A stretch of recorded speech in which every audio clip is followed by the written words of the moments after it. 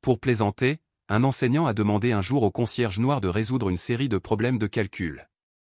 Cependant, elle ne savait pas que l'homme sans prétention qu'elle avait choisi était non seulement capable mais aussi un véritable génie, quelqu'un qui pourrait, en fait, être la clé pour résoudre les problèmes mêmes. Les rires du docteur Eliza Hammond ont résonné dans tout le laboratoire de physique, rapidement rejoints par les rires moqueurs des étudiants. « Lucas, tu comprends les équations aux dérivées partielles, après tout ? Il semble que des années passées à nettoyer les tableaux noirs ont dû t'apprendre quelque chose » se moqua TL. Dans la salle calme et stérile de la Preston Academy, Lucas Reed agrippait le manche du balai, ses vieux doigts blancs sous la pression. À 52 ans, avec ses cheveux grisonnants et son uniforme usé de concierge, il n'était plus qu'une ombre pour les étudiants et les professeurs à peine remarqués, sauf lorsqu'il était la cible de plaisanteries cruelles. Pourtant, ce que personne n'a jamais soupçonné, c'est que ces mêmes mains calleuses, celles qui nettoyaient les toilettes et polissaient les couloirs, avaient autrefois habilement manipulé certaines des équations les plus complexes du monde. Le docteur Hammond, toujours impeccable dans son blazer, dégageait un air de supériorité. D'un mouvement brusque, elle montra le tableau couvert de symboles mathématiques complexes qui avaient déconcerté toute la classe. « Allez, Lucas, montre-nous ton génie. Démontre ta sagesse », le défia TL, sa voix dégoulinante de venin. Les étudiants, un mélange de jeunes et de vieux issus de milieux prestigieux et d'uniformes coûteux, ont éclaté de rire. Ils pensent probablement que le dérivé est une sorte de produit de nettoyage, a ricané James Parker, suscitant davantage de moqueries. Lucas regarda le problème de physique quantique au tableau. Il ne s'agissait pas de n'importe quelle équation, c'était l'équation de Schrödinger, modifiée à un point tel que seuls quelques professionnels sélectionnés pouvaient comprendre, et encore moins résoudre.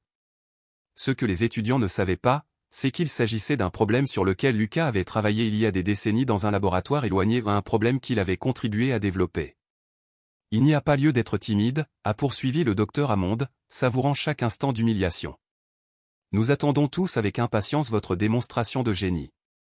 Le fardeau d'années de moquerie pesait lourdement sur Lucas, mais cette fois, quelque chose en lui remua, une rébellion silencieuse contre le silence qu'il avait porté pendant plus de 2 décennies.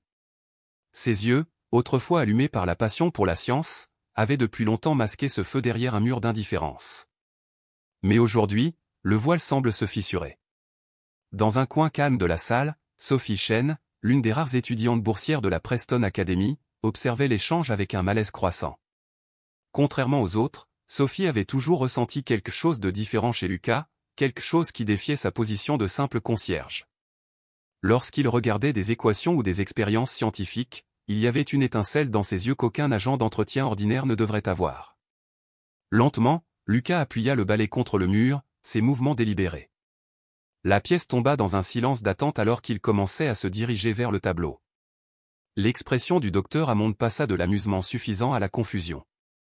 Elle ne s'attendait pas à ce qu'il accepte son défi. Tandis que Lucas ramassait la craie, elle trembla légèrement dans sa main. Depuis combien de temps n'avait-il pas tenu ce simple outil pour la dernière fois ? 22 ans, 22 longues années depuis que les cruelles péripéties de la vie l'avaient contraint à échanger les théorèmes contre des serpillières, les équations contre des balais. Si vous trouvez cette histoire de résilience et de transformation inspirante, n'oubliez pas de vous abonner à la chaîne pour plus d'histoires comme celle-ci. Le silence dans la classe était épais, presque tangible, alors que Lucas commençait à écrire. Au début, ses mouvements étaient hésitants, comme un pianiste revenant à son instrument après des décennies d'inutilisation. Mais bientôt, au grand étonnement de toutes les personnes présentes, sa main commença à bouger avec une telle précision et une telle grâce qu'elle ressemblait au travail d'un chef d'orchestre expérimenté guidant un orchestre. Des symboles, des nombres et des équations complexes coulaient de sa craie comme si cela n'avait jamais été aussi naturel. Le visage du docteur Hammond s'est transformé alors qu'elle regardait, son sourire sarcastique s'est effondré et a cédé la place à l'incrédulité, qui s'est rapidement transformée en choc. Les étudiants, qui s'étaient moqués il y a quelques instants, étaient maintenant assis dans un silence stupéfait, complètement hypnotisés par la démonstration d'intelligence qui se déroulait devant eux. Ce que personne ne savait de Lucas Reed, le concierge invisible que tout le monde avait considéré comme un simple serviteur, c'était que son passé recelait des secrets qui pourraient changer l'avenir de la Preston Academy, et peut-être au-delà. Mais comment un homme si imprégné de connaissances a-t-il fini par utiliser un balai plutôt qu'un stylo ? Et que se passerait-il lorsque la vérité sur son passé serait finalement découverte ? La pièce était figée dans le temps, l'air chargé de tension. Le rire était mort depuis longtemps, remplacé par un sentiment de crainte. Alors que Lucas complétait l'équation finale avec soin, ce qui était autrefois un problème insoluble avait désormais une solution parfaite et indéniable. Lucas s'éloigna légèrement du tableau et examina son travail. Ce n'est pas possible, murmura le docteur Hammond en se rapprochant, les yeux écarquillés d'incrédulité. Elle tendit la main, les mains tremblantes, alors qu'elle vérifiait chaque ligne de la solution, son esprit luttant pour comprendre ce qu'elle voyait. « Comment as-tu » La question mourut sur ses lèvres. C'est Daniel Garcia, un professeur de chimie qui passait par là, qui a le premier rompu le silence. Il s'arrêta à la porte, attiré par la scène inhabituelle qui se déroulait devant lui. « Mon Dieu, est-ce que personne ne peut résoudre ce problème sans l'aide d'un ordinateur » dit-il, la voix teintée d'étonnement. Lucas n'a pas répondu. Avec la même dignité tranquille avec laquelle il se comportait depuis des années, il prit simplement son balai et commença à se détourner. Les étudiants, toujours sous le choc, se séparèrent pour lui comme s'il était une force énigmatique de la nature. « Attendez !» Sophie se leva brusquement, la voix pleine d'urgence. « Monsieur Reed, vous ne pouvez pas partir comme ça. »« J'ai du travail à faire, » répondit Lucas d'un ton calme et mesuré. Sa voix grave et contrôlée faisait allusion à un niveau d'éducation bien au-delà de son poste actuel. Les toilettes du 2e étage ont encore besoin d'être nettoyées. La normalité de sa réponse, si ordinaire face à l'extraordinaire démonstration de génie, ne faisait que rendre la situation plus absurde. Sophie échangea un regard avec son ami Théo, tous deux également fascinés par ce qui venait de se passer. Le docteur Hammond, retrouvant son calme, retrouva un peu de son arrogance habituelle. « Cela a dû être une sorte de tour de passe-passe, dit-elle, même si sa voix manquait de la conviction qu'elle avait plus tôt. Peut-être avez-vous déjà vu la solution ? » Lucas s'arrêta devant la porte, sa silhouette encadrée par la lumière du couloir. Pendant un bref instant, un léger sourire apparut sur ses lèvres. « C'est une solution originale, docteur Hammond, dit-il doucement. Si je le trouve publié quelque part, je serai surpris. » Alors que la classe commençait à bavarder avec enthousiasme, Lucas reprit sa routine, retournant à l'anonymat des couloirs de la Preston Academy. Mais quelque chose avait changé. Le poids de l'invisibilité qu'il portait depuis si longtemps semblait un peu plus léger. Plus tard, dans le calme du laboratoire de chimie, Sophie et Théo conversèrent à voix basse pendant leur pause. « J'ai toujours su qu'il avait quelque chose de différent, » a admis Sophie, ses doigts jouant nerveusement avec son bracelet. « Parfois, quand j'étudie tard à la bibliothèque, je remarque la façon dont il regarde les livres de physique, c'est différent de la façon dont il regarde les produits de nettoyage. Nous devons découvrir qui il est vraiment, » répondit Théo en tapant rapidement sur son ordinateur portable. Personne ne résout de telles équations sans une formation universitaire sérieuse. Au fil des heures, le mystère de Lucas Reed s'est approfondi et les murs de la Preston Academy ont commencé à trembler sous les effets d'un secret qui aurait dû être révélé depuis longtemps. La nouvelle s'est rapidement répandue dans les salles sacrées de la prestigieuse institution, déclenchant des chuchotements et faisant tourner les têtes. Le concierge noir, qui avait longtemps été considéré comme un simple élément invisible dans l'arrière-plan de l'académie, avait accompli quelque chose qui avait échappé même aux professeurs les plus estimés. L'histoire semblait presque trop absurde pour être crue, certains la traitant comme une farce, tandis que d'autres remettaient en question les hypothèses qui avaient toujours régi leur perception de lui. Mais le docteur Hammond, une femme dont la position et la réputation étaient ancrées dans les fondements de l'élitisme universitaire, n'a pas trouvé la situation amusante du tout. Assise dans son bureau privé, elle ne pouvait détacher ses yeux de la photo de la solution que Lucas lui avait envoyée, une solution qu'elle avait capturée avec son téléphone portable. Les raisonnements étaient impeccables, chaque transformation, impeccable. Ce n'était pas seulement la perfection de la réponse qui la déstabilisait, c'était le défi que cela représentait pour son autorité, pour le système de privilèges et de hiérarchie qui soutenait depuis longtemps sa vision du monde. Ce n'était pas quelque chose qu'elle pouvait simplement ignorer. Je refuse de laisser un concierge m'éclipser, marmonna-t-elle dans sa barbe en composant le numéro du directeur Peterson. Il y a quelque chose qui cloche à propos de ça, quelque chose sur lequel je dois enquêter plus en détail. Pendant ce temps, à l'arrière de l'académie, dans la buanderie exiguë qui servait également d'espace de stockage pour les produits de nettoyage, Lucas se tenait devant son armoire rouillée. Ses mains rugueuses et calleuses bougeaient avec détermination alors qu'il déverrouillait un tiroir, en sortant un étui en cuir usé par le temps. Il était si fragile que les bords s'effritèrent sous son contact. Il le manipula avec le soin qu'on pourrait réserver à un artefact ancien, comme s'il contenait quelque chose d'inestimable. À seulement 22 ans, Lucas avait longtemps gardé son passé enfoui sous des couches de silence et de résignation. Lorsqu'il avait accepté le poste de concierge à l'académie, il avait juré que son histoire resterait juste cela, une histoire. C'était un passé auquel il ne reviendrait jamais.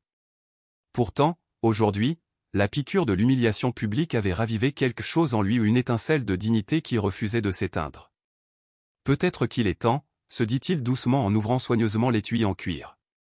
À l'intérieur, il trouva une collection de diplômes jaunis, de récompenses scientifiques et une photographie décolorée d'un jeune Lucas, debout dans un laboratoire entouré d'équipements de pointe et de collègues souriants.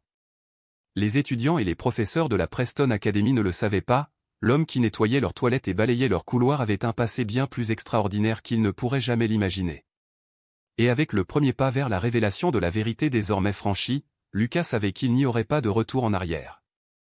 La vérité, comme la lumière, une fois libérée, ne pourra plus jamais être emprisonnée dans les ténèbres.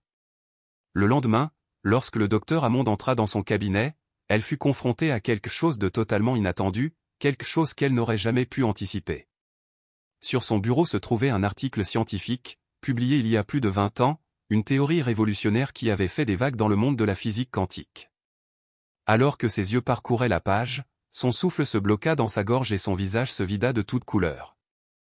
Là, en tête de la liste des auteurs, se trouvait un nom qui lui faisait froid dans le dos, Lucas Reed, docteur en physique théorique de l'université de Princeton. La découverte a posé une multitude de questions. Comment un brillant scientifique comme Lucas Reed est-il passé du statut d'étoile montante dans son domaine à celui de concierge? Qu'est-ce qui l'a poussé à disparaître du monde universitaire, sans laisser de traces? Et que se passerait-il lorsque le reste de l'Académie Preston apprendrait que l'homme qui balayait silencieusement ses sols possédait des connaissances bien au-delà de l'expertise de nombre de ses professeurs les plus vénérés? Ce matin-là, la Preston Academy était plongée dans un silence lourd et oppressant. Le docteur Hammond arriva comme d'habitude, dans une posture rigide, masque du malaise qui l'avait tourmenté toute la nuit. Mais alors qu'elle entrait dans son bureau, ses yeux furent immédiatement attirés par un objet étrange posé sur son bureau immaculé, une mallette en cuir. Ses mains tremblaient lorsqu'elle l'ouvrait, sa respiration s'essoufflant lorsqu'elle lisait le titre de l'article à l'intérieur, « Approche innovante d'un scientifique pour résoudre les équations de Schrödinger dans les systèmes quantiques complexes », publié dans le journal de physique quantique en 1998. L'auteur principal n'était autre que le docteur Lucas Reed, de l'université de Princeton. « Non, cela ne peut pas être réel », murmura-t-elle dans sa barbe, feuilletant furieusement les documents restants, diplômes, certificats, lettres de recommandation et photographies.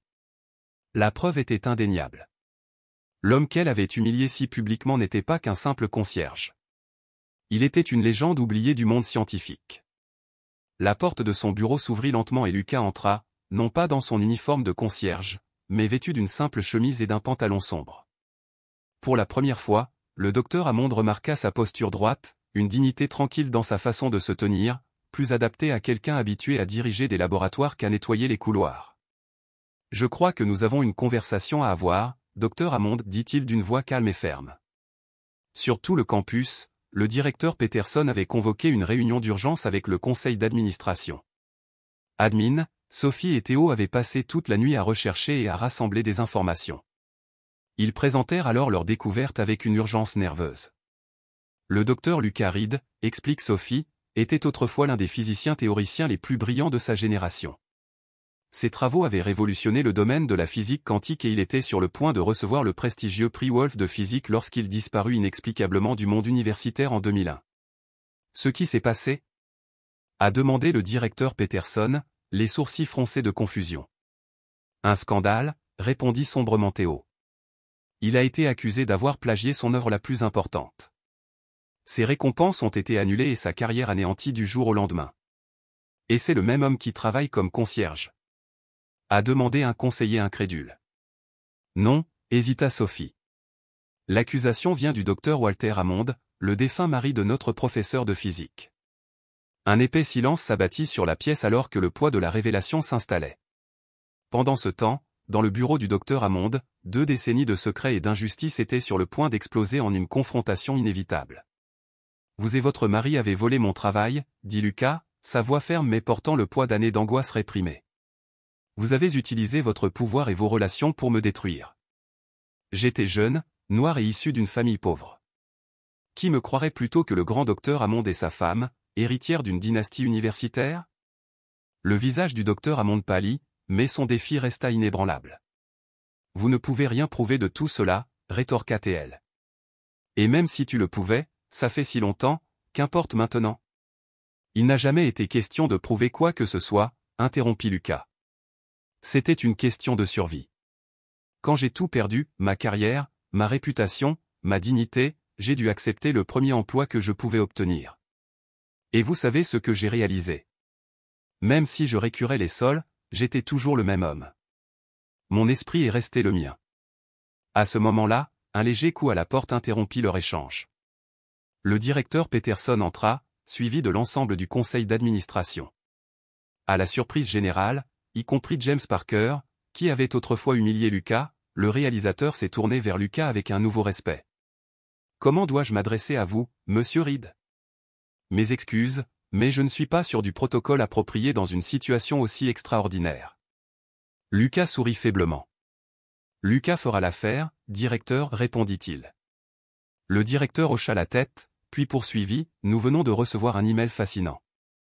Il semble qu'il y a 20 ans, un jeune assistant travaillant dans le laboratoire où vous et le docteur Hammond avez collaboré gardait des copies des dossiers de recherche originaux. Ce n'est que maintenant qu'il a trouvé le courage de les rendre publics. » Le docteur Hammond s'affala sur sa chaise, le visage décoloré.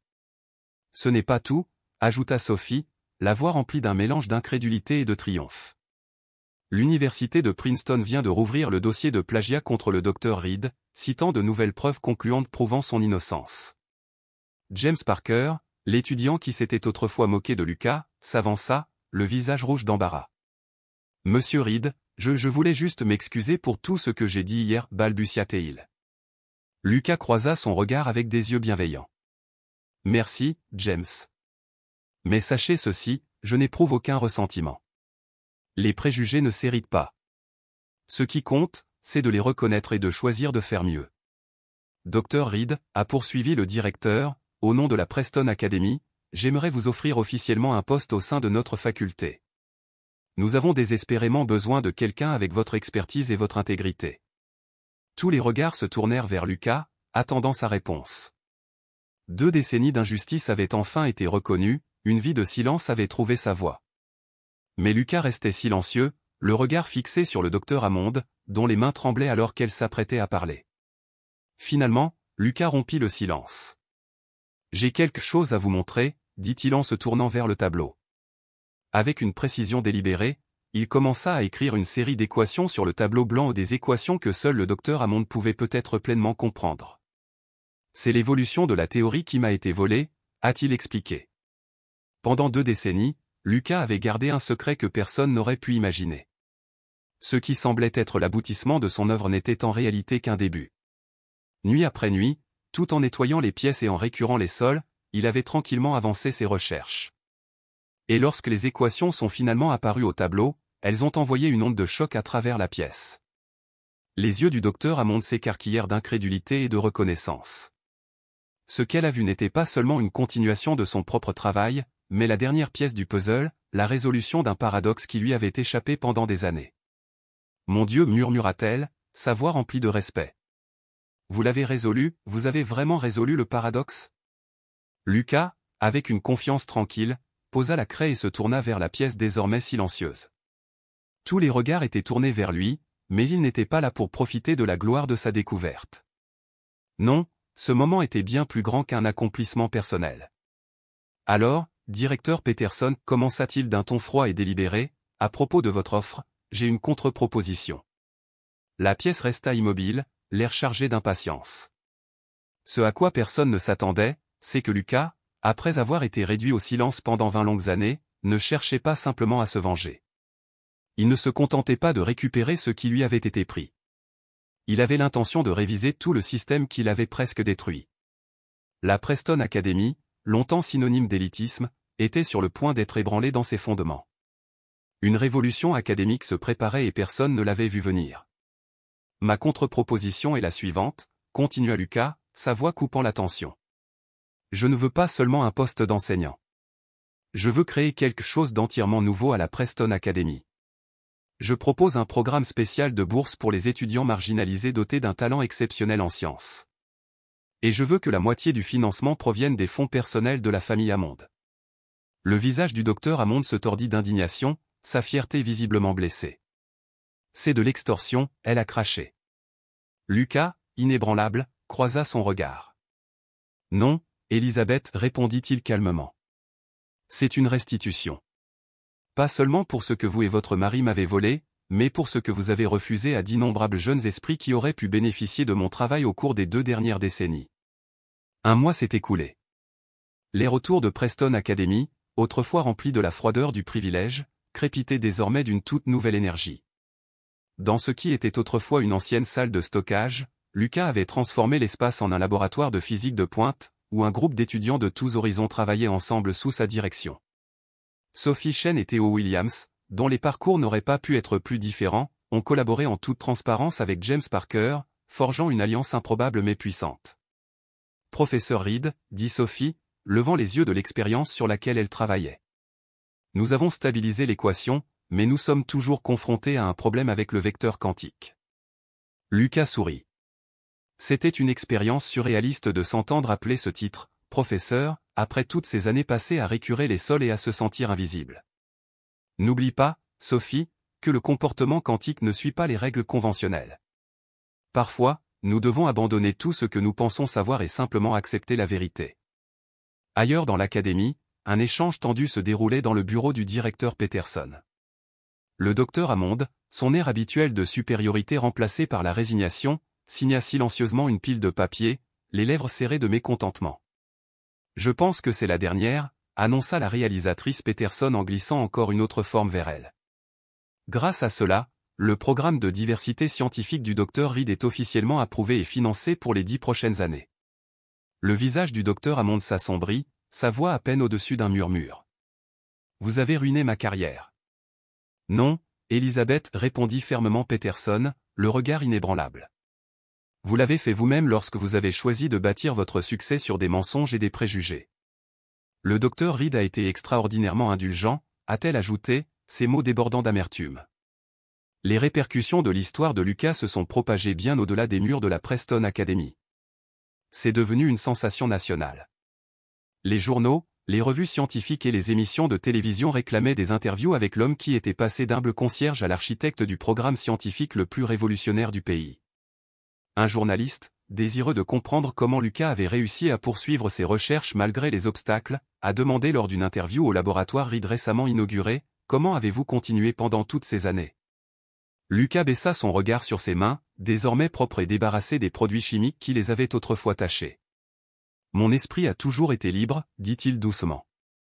Même lorsque mon corps était enchaîné à une vadrouille.